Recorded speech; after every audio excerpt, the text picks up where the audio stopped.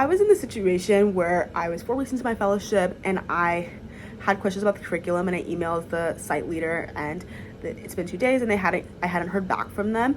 And I was teaching a lesson the first thing in the morning. The first thing I would do was to try to shoot a little quick email, maybe with the most pertinent questions, to the site leader again.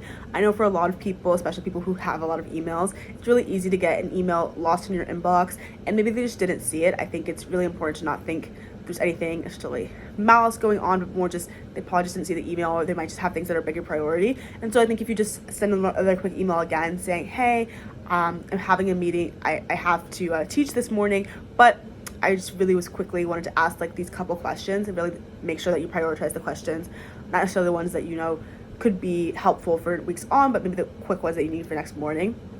The second thing I would do is try to shoot an email to other fellows. I know that as part of being an Ignite fellow, you have an orientation where you're connected with other fellows, especially other fellows that are also at your university or other at your site.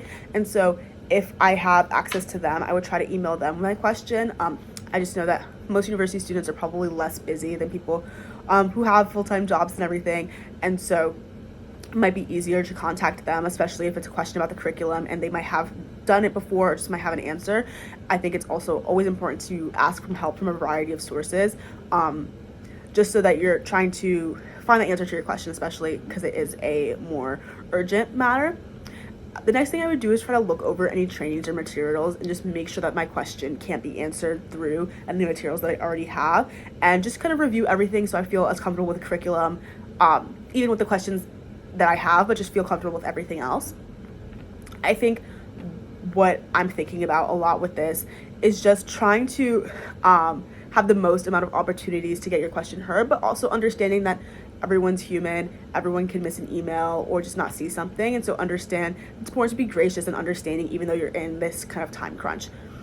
I think in the future, it's kind of just important, especially if it's a more urgent email, to try to send it the minute that you kind of think of the question, as well as just trying to make sure that if you have that like pertinent question and it has been a couple days, feel free to like send another email and feel open to doing that, making sure that, especially if your question's about the curriculum, make sure to send that other email and feel comfortable doing it, just because it is important to have your questions heard. And I think that most people at Teach for America are really open for questions from Ignite Fellows.